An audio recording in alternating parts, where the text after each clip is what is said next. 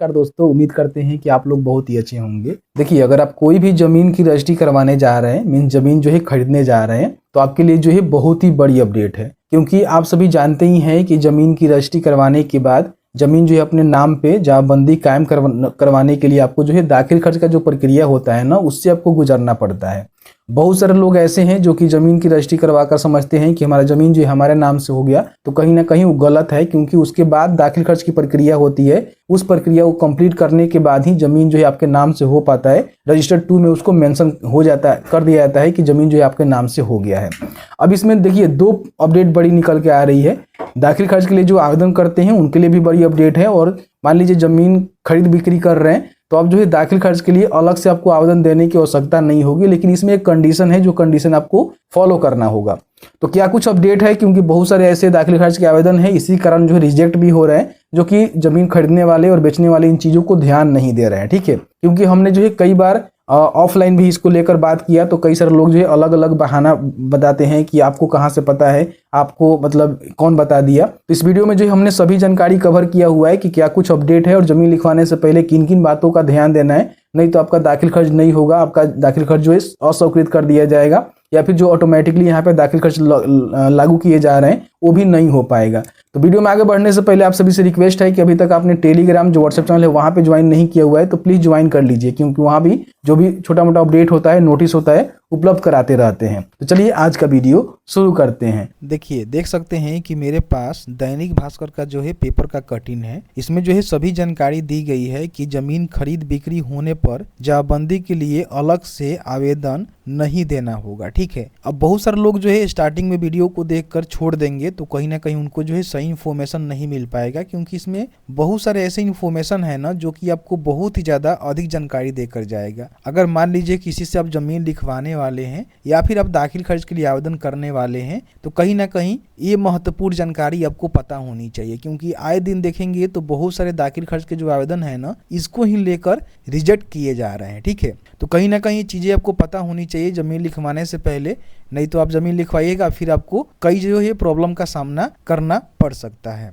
बताया गया है कि जमींदारों को सुविधा, पायलट प्रोजेक्ट के तहत संपत चक और फतुहा निबंधन कार्यालय से शुरुआत यहाँ पे कर दिया गया है। अभी क्या होता है इसको हमने आगे डिस्कस किया हुआ है, तो वीडियो को देखिएगा तो समझ में आएगा। बताया गया है कि जमीन की खरीद बिक्री होने पर जमाबंदी के लिए अलग से आवेदन नहीं देना होगा। यहाँ पे थोड़ा सा हम आपको जानकारी देना चाहेंगे। आप सभी जानते ही हैं कि कोई भी ज़मीन आप किसी से परचेज करते हैं, सपोज कर लीजिए कि कोई व्यक्ति है आपको ज़मीन जो है बेचा हुआ है, तो ज़मीन जब बेचता है तो उसका जो भी प्लॉट होता है, खाता होता है, प्लॉट होता है, उसमें से जितना भी ज़मीन आपको बेचता है, ठीक है, वो प्लॉट में उस रकबा में आपका जो है नाम यहाँ पे चढ़ाया जाता है। ठीक है, कब चढ़ाया जाता है? जब आप दाखिल खर्च के लिए आवेदन करते हैं और आपका जो दाखिल खर्च है कंप्लीट हो जाता है, फिर आपका करेक्शन स्लिप है जनरेट हो जाता है, तो फिर वो जमीन जो है आपके नाम पे हो जाता है। बहुत सारे लोग समझते हैं कि हम जमीन का रजिस्ट्री करवा लिए तो जमीन हमारे नाम से हो गया। एक गलत मिथ है। जमीन की रजिस्ट्री करवाने के बाद जमाबंदी कायम करने के लिए आपको जो है सबसे पहले दाखिल खर्च की जो प्रक्रिया होती है उससे आपको गुजरना पड़ता है। यही बात यहाँ पे बोला गया है कि जमीन खरीद बिक्री होने पर जमाबंदी के लिए अलग से आवेदन यानी कि दाखिल खर्च के लिए आवेदन आपको नहीं करना होगा। इसकी शुरुआत मद्य निषेध उत्पाद एवं निबंधन विभाग द्वारा पायलट प्रोजेक्ट के तहत पटना जिले में शुरू कर दिया गया है। ठीक है, बताया गया है कि सकरा निबंधन कार्यालय से की जा रही है। इसके साथ ही विभाग ने राजस्व एवं भूमि सुधार विभाग को अंचल कार्यालय में जमाबंदी संबंधी दस्तावेज को अपलोड कराने का लेटर लिखा हुआ है, ताकि इसको सफलता से लागू किया जा सके। लेकिन ये कब लागू हो पाएगा? जब मान लीजिए जमीन आप खरीदते हैं तो 2 कंडीशन उसमें हो सकता है। पहला कंडीशन ये है कि आप वैसे व्यक्ति से जमीन खरीद रहे हैं जिसके नाम के समय जमाबंदी है, तो इसमें नियम लागू हो जाएगा। क्योंकि मान लीजिए जिसके नाम से जमीन है, जमाबंदी है, अगर वो जमीन बेच रहा है तो कोई भी आपको प्रॉब्लम नहीं है, दाखिल खर्च ऑटोमेटिकली आपका हो जाएगा, आपको अलग से करने की आवश्यकता नहीं है। लेकिन बहुत सारे लोग ऐसे हैं जो कि वैसे व्यक्ति से जमीन खरीदते हैं जो कि उसके नाम से है ही नहीं, जमाबंदी उसके दादा परदादा के नाम से है या फिर मान लीजिए उसके पूर्वज के नाम से है, तो उस कंडीशन में कहीं ना कहीं प्रॉब्लम खड़ा होगा। फिर आपको दाखिल खर्च के लिए आवेदन करना होगा, और दाखिल खर्च के लिए आवेदन करते हैं तो उस समय भी कुछ महत्वपूर्ण चीजें हैं जो आपको ध्यान देने हैं, नहीं तो उसी के कारण आपका जो एप्लीकेशन है ना उसको यहाँ पे रिजेक्ट किए जा रहे हैं। ठीक है, बताया गया है कि यहाँ पे देखेंगे अधिकारियों के मुताबिक निबंधन विभाग के पत्र के आलोक में राजस्व एवं भूमि सुधार विभाग ने पायलट प्रोजेक्ट के तहत शुरू किए जाने वाले तीनों निबंधन कार्यालय से जुड़े अंचल अधिकारियों समेत सभी अंचल कार्यालय को जमाबंदी को अपडेट करने का निर्देश दिया है। वही राजस्व एवं भूमि सुधार विभाग ने आम लोगों से विक्रेता के नाम पर से ही जमाबंदी होने पर प्लॉट खरीदने की अपील भी की हुई है। यानी कि सरकार भी ये कह रही है कि आप उस व्यक्ति से जमीन खरीदिए जिसके नाम से जमाबंदी हो, उसके पूर्वज के नाम से जमाबंदी है तो कहीं ना कहीं आपको प्रॉब्लम होगा, उसका भी सलूशन इन्होंने बताया हुआ है। यदि संयुक्त जमाबंदी से जमीन खरीदते हैं तो हिस्सेदार वाले रैयत से भी लिखित सहमति लेने की अपील की है ताकि विवाद की संभावना नहीं रहे। यानी कि मान लीजिए आप वैसे जमाबंदी में से जमीन खरीद रहे हैं जो कि उसके नाम से नहीं है, उसके पूर्वज के नाम से है, तो पूर्वज के नाम से है तो उसमें कई सारे जो हिस्सेदार भी हो सकते हैं। जैसे कि मान लीजिए आप वंशावली के आधार पर देखेंगे तो मान लीजिए ए के नाम से जमीन है, ठीक है, और इसमें दो उनके पुत्र हैं, ठीक है, इसको हम सी और डी यहाँ पे मान लेते हैं, ठीक है। तो यहाँ पे समझिए कि अगर 2 से अधिक भी हो सकते हैं, 3 हो सकते हैं, 4 हो सकते हैं, हम समझाने के लिए आपको समझा रहे हैं। तो जैसे कि मान लीजिए यहाँ पे डी जमीन अपना बेचना चाहता है, ठीक है, तो आपको ये जमीन बेच रहा है, ठीक है, तो इसके नाम से जमाबंदी नहीं है क्योंकि जमाबंदी इसके पिता के नाम से है, ठीक है। अगर इसके पिता लिखते हैं तो फिर आपको कोई प्रॉब्लम नहीं होगा, वो जमाबंदी ऑटोमेटिकली हो जाएगा। लेकिन अगर पुत्र लिखता है तो कहीं ना कहीं इसमें 2 शेयर होल्डर है, तो आप जमाबंदी धारक से जमीन नहीं लिखवा रहे हैं तो आपको जो है दाखिल खर्च करनी होगी। और मान लीजिए जो सी है, इसका भाई है, इसका हिस्सेदार है, तो इससे जो है सहमति लेकर ही आपको जमीन को बेचना है। अब ये सहमति ये दिलवाएंगे, इनके जो भाई हैं दिलवाएंगे, और आप जमीन खरीद रहे हैं तो आपको ये सहमति देंगे कि हाँ हमारे शेयर में से जो जमीन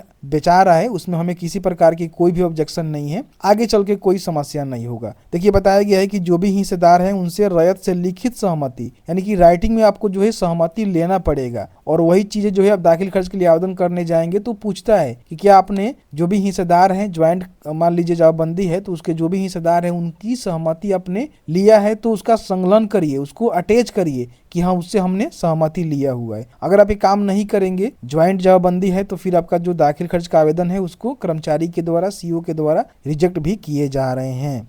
इसके साथ ही साथ जमाबंदी में परेशानी नहीं हो, ये चीज यहाँ पे बोला गया है। देखिए संयुक्त जमाबंदी वाले जमीन पर ज्यादा विवाद यहाँ पे हो रहे हैं क्योंकि मान लीजिए 2 हिस्सेदार हैं, एक हिस्सेदार जाकर उसको बिना बताए ही जमीन लिख दिया, बाद में हिस्सेदार को पता चला कि हमारी जमीन इस तरह से हम लोग का शेयर है और इस तरह से जमीन लेकर आ गया है, तो फिर झगड़ा होता है, मारामारी होता है और यही विवाद जो है कोर्ट में जाता है, ठीक है। तो बताया गया है कि देखिए राज्य में संयुक्त जमाबंदी से खरीद बिक्री होने वाली जमीन पर सबसे अधिक विवाद होता है। जमीन की खरीद बिक्री होने पर खरीदार के नाम से अलग जमाबंदी कायम होने के समय अंचल अधिकारी के पास मामला पहुंचता है। ऐसे में जमाबंदी अलग अलग कायम करने में परेशानी होती है। मामले की सुनवाई पर अलग से कायम करने के लिए अधिक समय लगता है। बताया गया है कि जमाबंदी के लिए आवेदन में अन्य हिस्सेदार से संबंधित तथ्य गलत होने पर आपका आवेदन जो है खारिज कर दिया जाएगा, रिजेक्ट कर दिया जाएगा, ठीक है। ऐसे स्थिति में जमाबंदी कायम कराने के लिए भूमि सुधार उपसमाहर्ता के न्यायालय में आपको अपील दायर करना होगा। संयुक्त जमाबंदी से जमाबंदी को अलग करने के लिए वंशावली अपलोड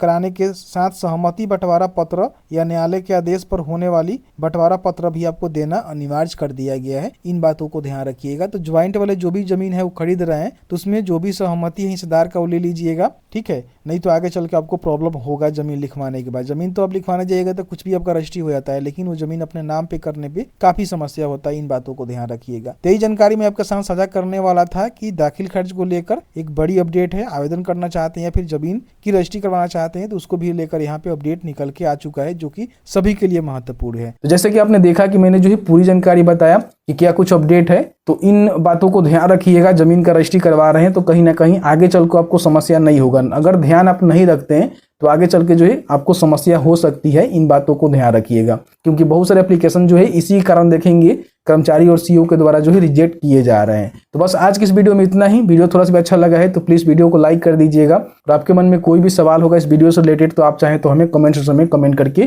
पूछ सकते हैं।